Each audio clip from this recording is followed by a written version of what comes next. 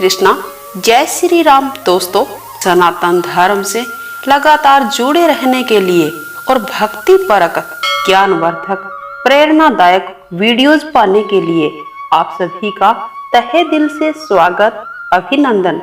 दोस्तों, अगर आप हमारे चैनल पर पहली बार आए हो तो चैनल को सब्सक्राइब अवश्य कीजिएगा। आपके लिए ऐसी ही और वीडियोज लेकर हम आते रहेंगे।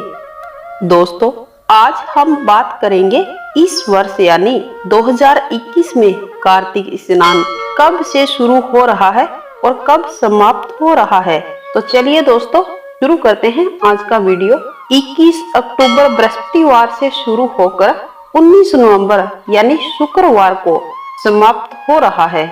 इसके बाद हम बात करेंगे कार्तिक महीने की महिमा के बारे में। कार्तिक महीने की महिमा शास्त्रों में काफी बताई गई है। यह भी कहा गया है कि विष्णु भगवान जल में निवास करते हैं, इसीलिए कार्तिक महीने में ब्रह्म मुहूर्त में स्नान का अत्यधिक महत्व बताया गया है। स्नान करके विष्णु भगवान की पूजा करना विशेष फलदायी बताया गया है। इस बात को लेकर काफी सारे संशय रहते हैं कि कार्तिक स्नान करें या न करें, या कब से कब तक करें। कार्तिक स्नान ठंडे जल से करें या गर्म जल से। दोस्तों, कार्तिक महीने में स्नान का समय सूर्योदय से पूर्व का अति शुभ माना जाता है, यानी जब तक सूर्य न निकला हो तब तक स्नान कर सकते हैं। कार्तिक स्नान में तारे रहते स्नान का महत्व अति शुभ माना जाता है।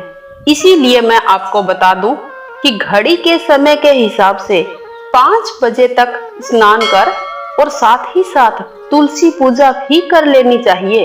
क्या हम सूर्य को भी 5 बजे जल अर्पण कर सकते हैं?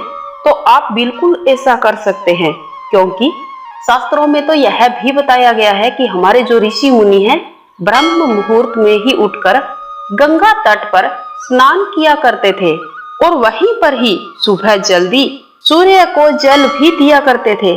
तो आप भी ब्रह्म मुहूर्त में ही सूर्य को जल दे सकते हैं।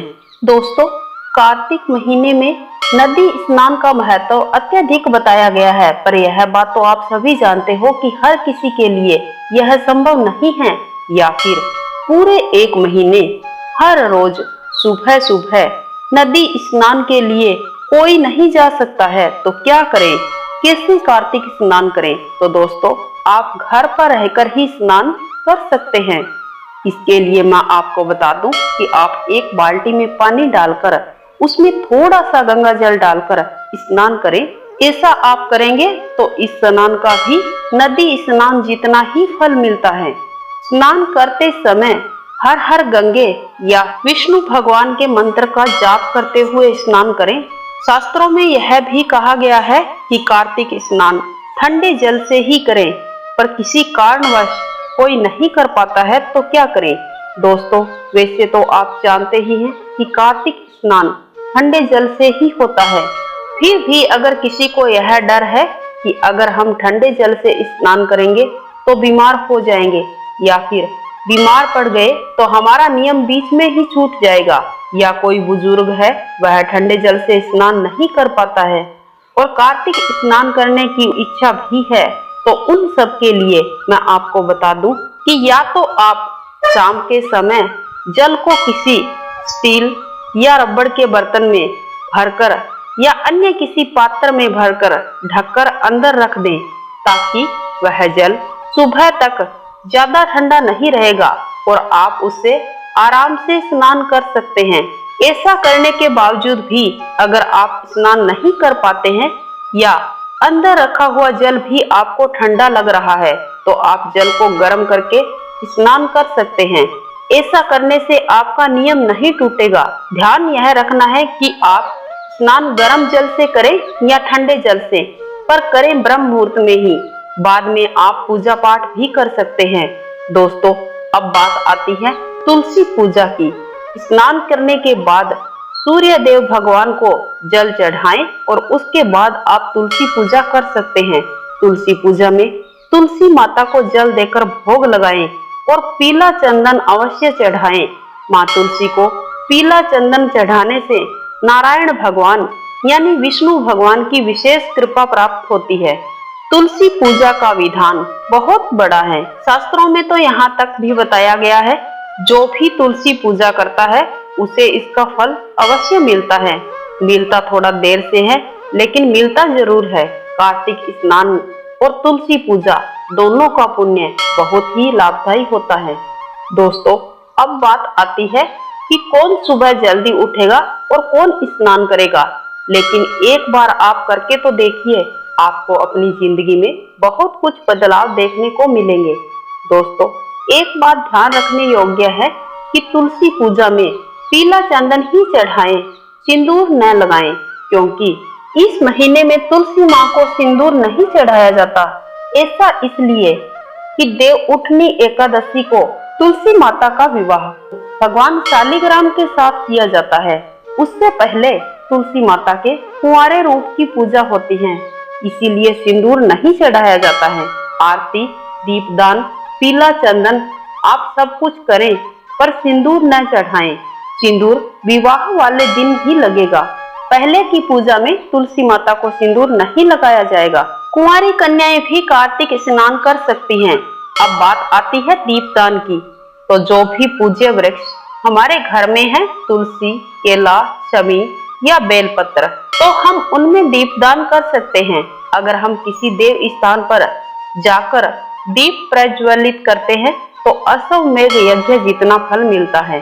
दोस्तों, बहुत सारे लोग ऐसे हैं जो ऐसे सोचते हैं कि हमें एकदम से पूजा पाठ करते ही फल की प्राप्ति हो जाए या सफलता मिल जाए। दोस्तों, एक बात मैं आपको बता दूं कि अगर कोई भी व्यक्ति किसी टोने टोटके से उपाय करके तुरंत किसी लाभ को प्राप्त कर लेता है तो उसे मिल तो जाता है, लेकिन वह कुछ समय के लिए ही मिलता है। लेकिन इस विधि विधान से अगर आप पूजा कर लेते हैं, इसमें थोड़ा समय तो लगेगा, लेकिन इसी जीवन में ही कार्तिक स्नान का पुण्य आपको मिल ही जाएगा। आप सुबह थोड़े जल्दी उठ जाएं और जैसे आप हमेशा करते आ रहे हैं वैसे ही अपनी श्रद्धा अनुसार तुलसी पूजा, दीपदान कीजिए, पर करते समय सच्चे मन से भगवान विष्णु जी और माता तुलसी का मन ही मन जाप करें और संभव हो तो विष्णु सहस्त्र नाम का पाठ भी करें। एक बात ध्यान रखने योग्य मैं आपको बता दूं कि शाम को आप तुलसी में दीपक जरूर जलाएं।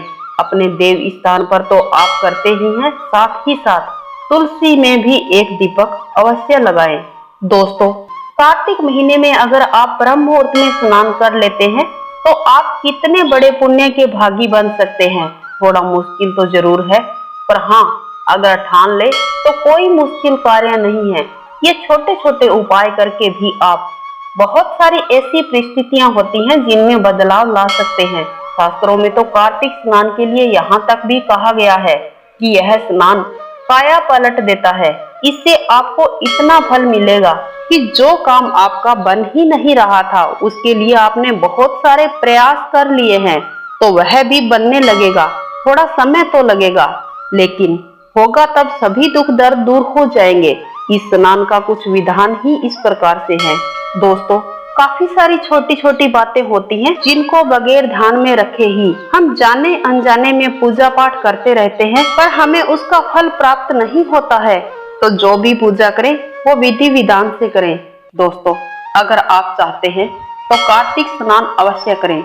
हमारी भी यही दुआ है कि आप जिस मनोकामना के लिए कार्तिक स्नान कर रहे हैं वह अवश्य पूर्ण हो।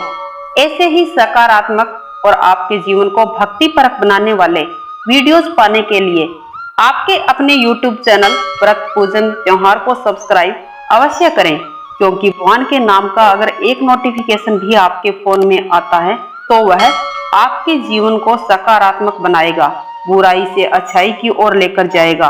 अच्छा भोजन हमारे शारीरिक स्वास्थ्य को बढ़ाता है, लेकिन अच्छे विचार और संस्कार हमारे मानसिक स्वास्थ्य को मजबूत बनाते हैं। जय श्री कृष्णा, जय श्री राम। दोस्तों, मिलते हैं अगले वीडियो में।